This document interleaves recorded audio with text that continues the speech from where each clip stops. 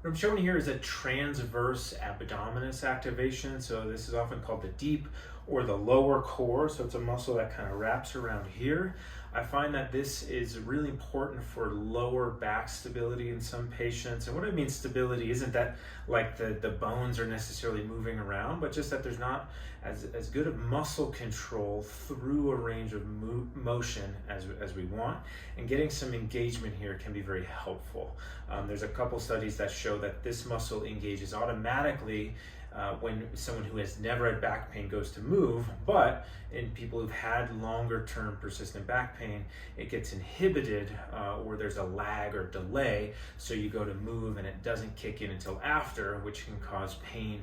Often pain during transitional movements, so rolling, things like that, or pain during the mid portion of a movement. So I'm kind of coming up and you get some pain as you're rising. So that the pain during movements or during transitional movements is one potential sign that this might be a good exercise for you. So with that said, let's get to it. So where we're gonna be when I'm laying down is I'm gonna find the boniest parts of my hip, and then I'm gonna bring my hands right in here. So my kind of belly button and then a belt line, my hands are gonna be kind of between those.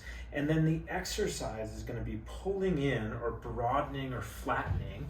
And what I'm doing with my hands here is that there's a muscle that makes kind of like a shallow V, and I'm trying to feel this muscle underneath my hands. So it's this kind of shallow V that I'm looking for.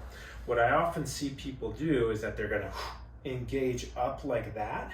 So that gets more of the chest engaged, and that kind of robs us of some of this lower core stability.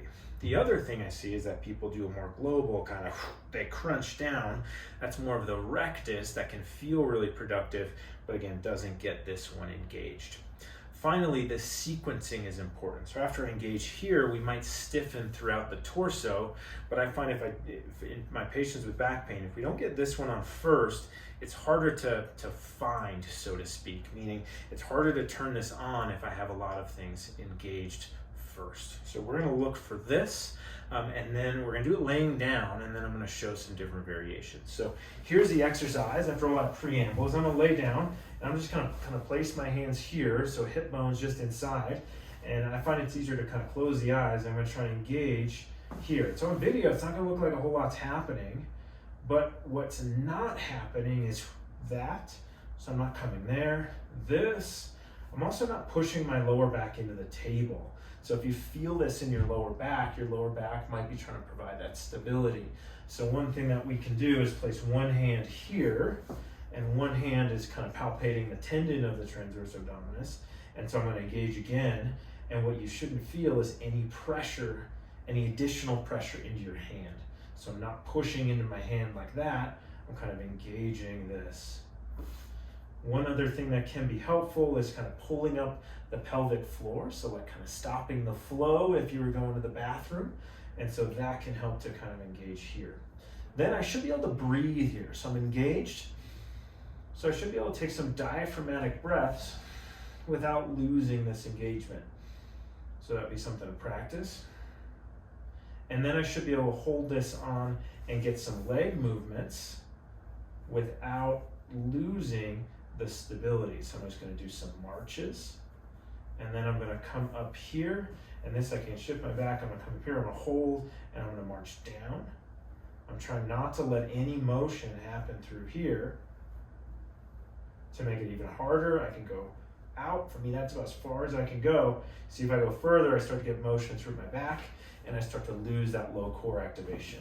So that's kind of progressions. First, find it, and breathe. Do some little marches, and then legs up, kind of march from there. Okay? Then you're going to hold it on as you roll to get up, and try and keep that on throughout. And then you're going to stand, hold it, and do some marches here as well. Try to feel that this is on. One final note, we don't want to just hold this on as much as possible all the time. So that's called a high tension strategy. So if I'm really engaged all the time, that's going to hurt just because I'm squeezing all the time. Same thing here. I don't want to walk around with that engaged all the time. When we want to use it is when you're doing a movement that has been previously painful, like rolling to get up, going down to tie your shoes. That's when we want to engage that. Or when we're picking up something heavy. So if I'm going to do a heavy deadlift or a heavy squat, I'm going to engage here as I go into the movement. So that's our transverse abdominis activation. Give that a shot. Should not cause any pain or really much feeling of work in the lower back, but kind of all up front.